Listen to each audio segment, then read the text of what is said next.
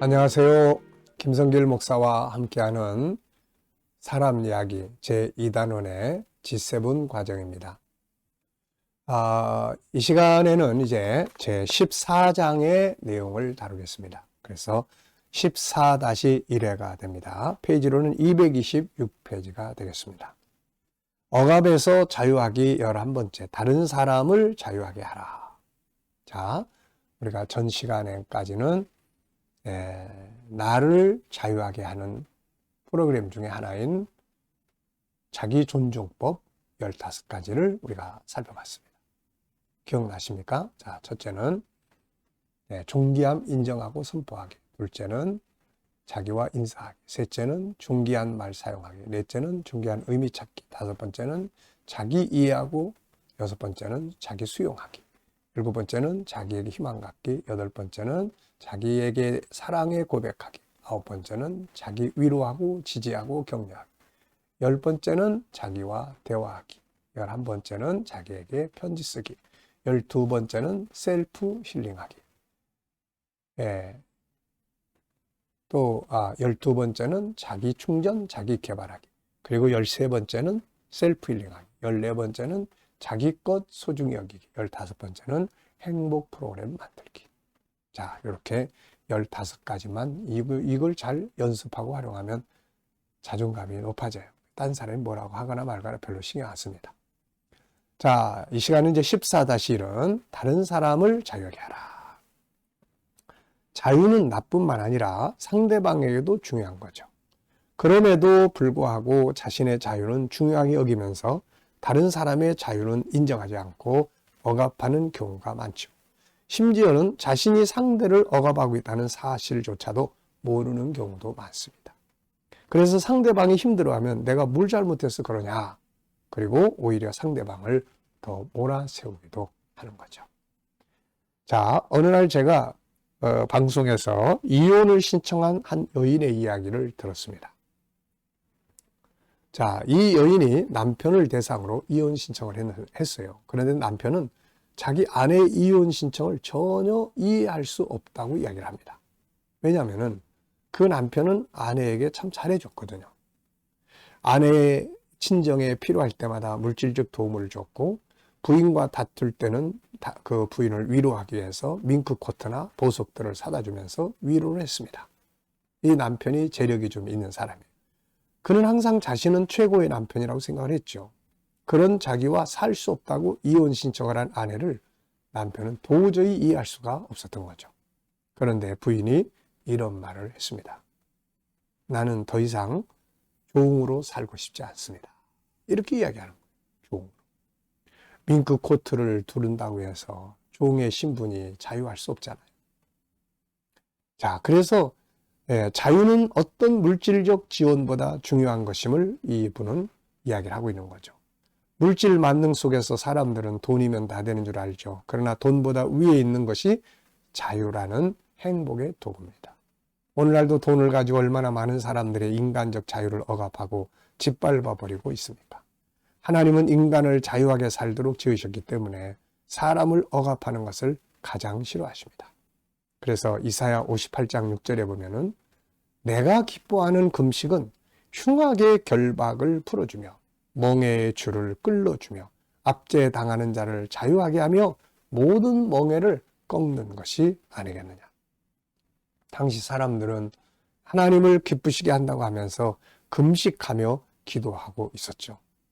그런데 그들은 집에 가서는 다시금 사람들을 억압하고 종들을 억압하고 폭력을 행하고 이렇게 살았단 말이죠. 하나님은 그게 너무 가증스럽게 보인 거예요.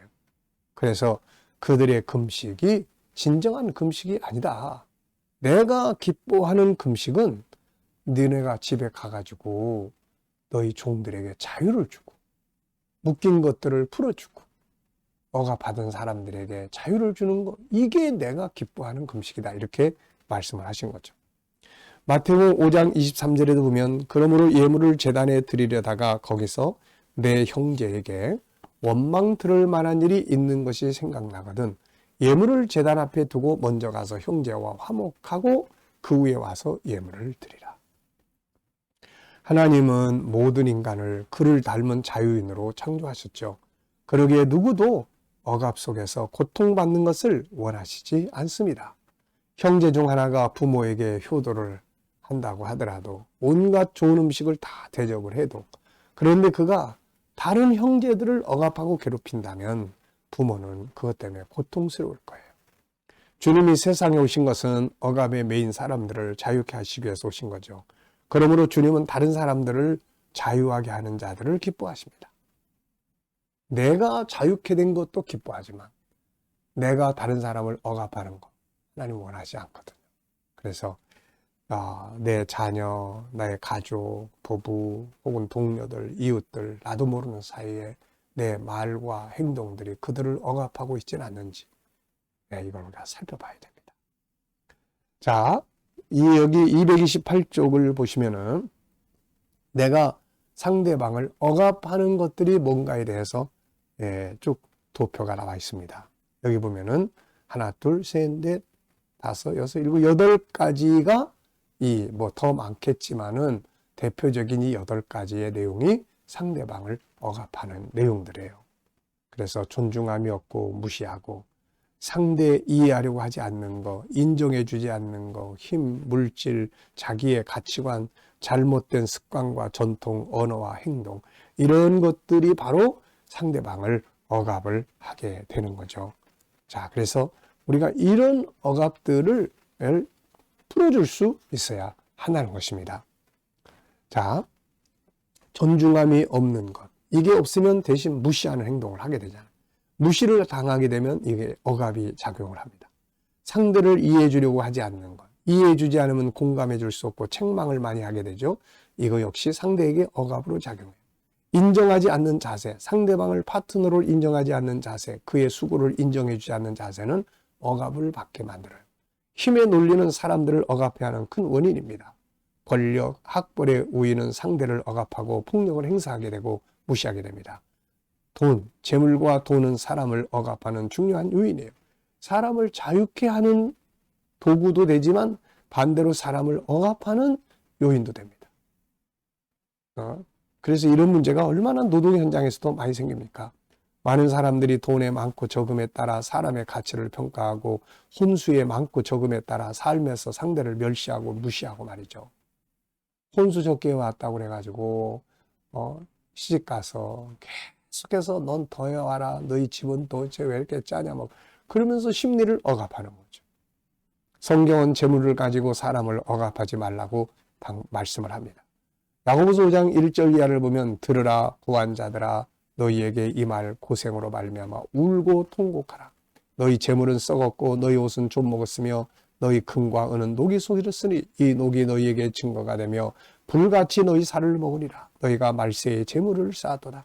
보라, 너희 밭에서 추수한 품꾼에게 주지 아니한 삭시 소리 지르며 그 추수한 자의 우는 소리가 만군의 주의 귀에 들렸느니라.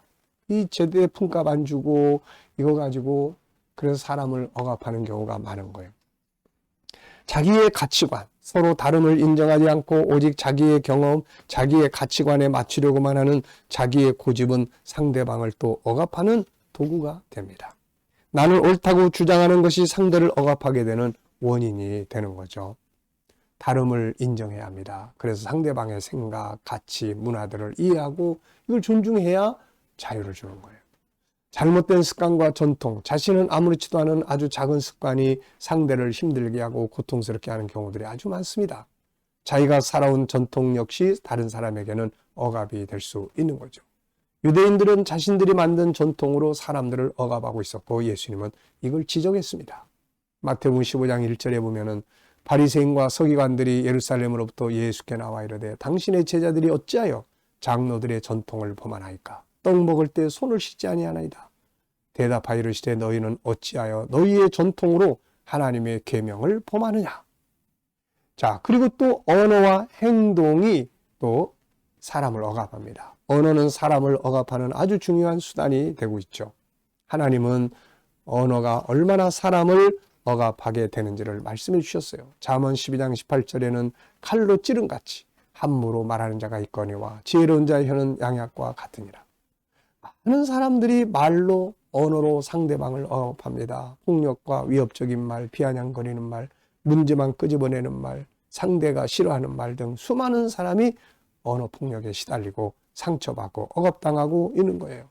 중요한 것은 상대방을 억압하는 것으로 결국은 또 자신이 억압을 받게 된다는 거죠. 자, 그래서 우리가 이러한 잘못된 방법들, 잘못된 언어, 행동들, 잘못된 가치관 이런 것들을 스스로 깨닫고 이게 내 가족을 억압하고 내 자녀를 억압하고 있다는 사실을 우리는 깨달아야 돼요. 그래서 이것을 바꿀 수 있어야 합니다. 자, 이 시간은 여기까지 하고 마치겠습니다. 감사합니다.